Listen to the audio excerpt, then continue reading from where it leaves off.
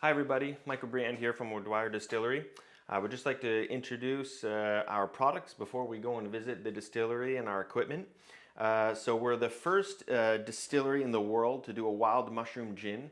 We're located in Gaspé, Quebec, and we wanted to distinguish ourselves from the rest of the competition. So using mushrooms I think was a good idea, and also the reason why we used mushrooms was because at our houses, we have fields of mushrooms in the forest.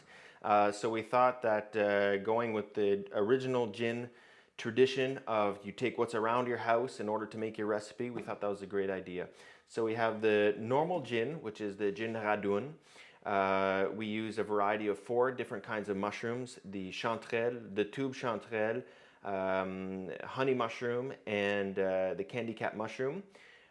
Here we have our barreled aged radun. It's the exact same recipe as the normal radun, except we age it for 15 months in a used rye barrel, which is obviously a medium charred oak barrel. We found that the rye, it marries perfectly with the mushroom profile that we desired. The next product, it's a different kind of category of alcohol. It's called an acérum. It's a play on words with acer, that's the Latin name for maple, and rum. Since the maple syrup is very sugary like molasses, well, we're kind of doing the same process, except instead of using molasses, we use maple syrup. It's a very distinct kind of taste. It's a much less sugary and sweet than a rum, so we're going to approach more of a grappa and a tequila. But we find it's very, very interesting. As you see, there is a piece of wood that we put inside of the bottle here in order to age inside the barrel. So every single time that we make a product, we're trying to do something different. Whereas the gin, the normal gin, we said we're going to use mushrooms. The aged gin, we said we're going to use a rye barrel since it's not used on the market at all. The acérum, well, as you saw, it's maple syrup. That's its own category in itself. And we do the aging inside the barrel, inside the bottle with an oak stick. The last product that you see here, it's not your average cream liqueur because we actually use mushrooms in order to give it a very distinct flavor. It's much less sweet, but we use candy cap mushroom in order to give it a maple caramel profile flavor.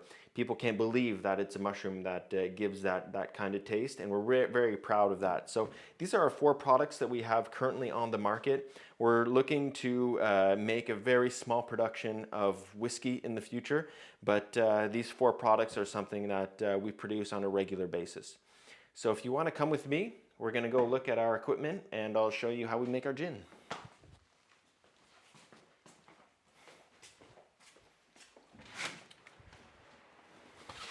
So this is the distillery here. This is the normal pot still that you'd see with a lot of startup distilleries, something small, around 500 liters. As distilleries get more and more popular, we see bigger and bigger installations. But when we came out about 4 years ago, this was what people started out with, about 500 liters, and it does the job very well. So we put our neutral grain alcohol in here. With our juniper berries and coriander seeds. We dilute it and we distill it again. When it comes to a certain temperature, the steam goes up the column here and it passes through these, what they're called gin baskets. And so we will have 1/3 of the gin, normal gin ingredients that we'll see on the market that complement the mushrooms, and 2/3 of mushrooms that we spoke about earlier. All the mushrooms that we use in our gin, it's not a 1-for-1 proportion. We have to use a lot more chanterelle mushrooms than we do tube chanterelles, for example, because the tube chanterelles are very strong in flavor. So it took about a few months to make these adjustments so we can taste each mushroom equally within the profile of the gin that we have. So the vapor, the steam, it passes through the gin basket, comes through here, and here it's called the shotgun. So there's cold water circling through this cylinder, and there's small cylinders inside.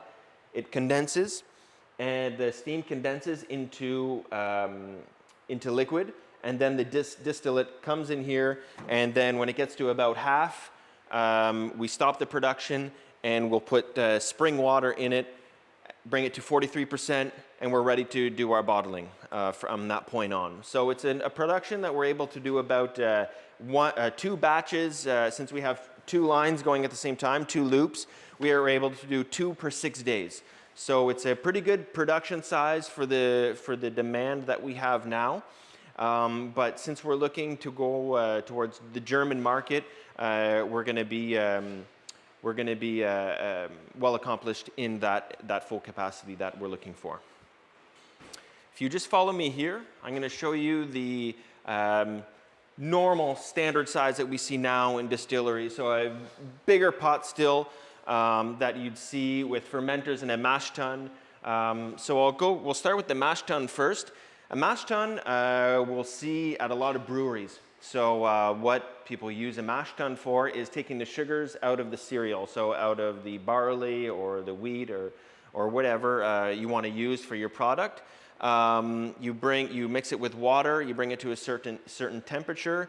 There's a motor that mixes everything, and then when everything is done, brought into a certain temperature for a certain amount of time, we drain it from the bottom and we pump it directly into the fermenters. So you see one fermenter there and one fermenter there. Each fermenter is 2,000 liters, and once the fermenting process is done, which can vary between 4 days to 3 weeks, we're going to distill it.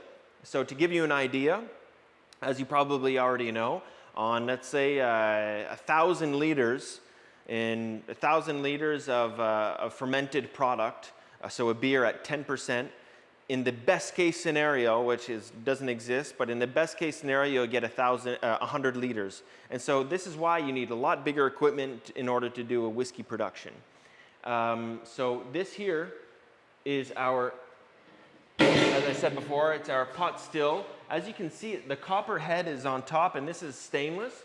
The reason why we did a copper head on top is because we realized in most distilleries, that's the part of the pot still that uses the most. And that's the most important part of the pot still. So copper,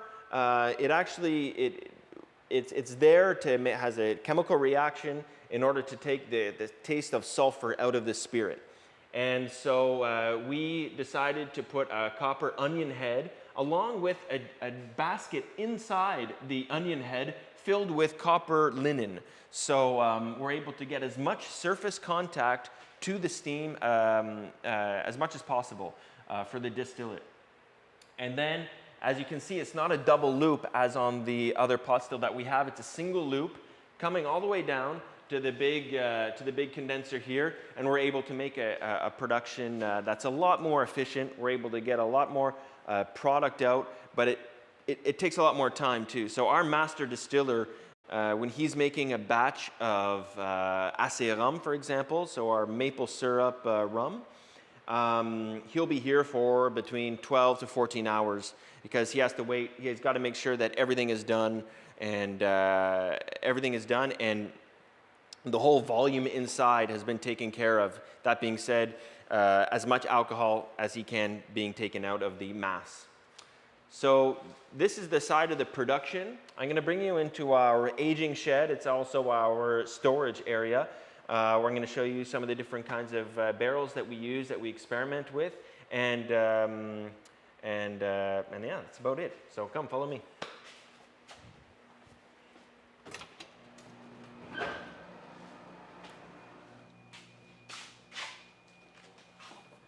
So this here, as you can see, there's a lot of stuff going on. It's our warehouse as well as our aging place.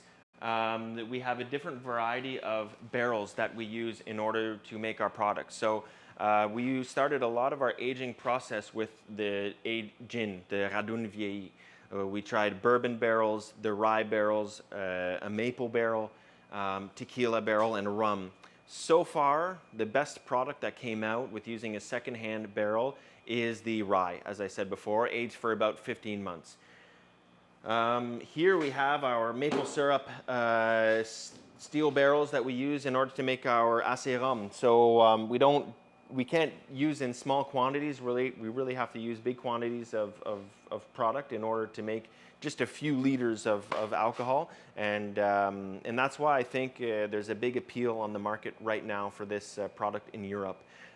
Because the maple syrup has always been something that's been popular in Germany and in France and in England, and I think it's another avenue for the spirit industry to tackle on. So thank you very much. Thanks very much for listening, and I really hope that we get to meet more of you in the future.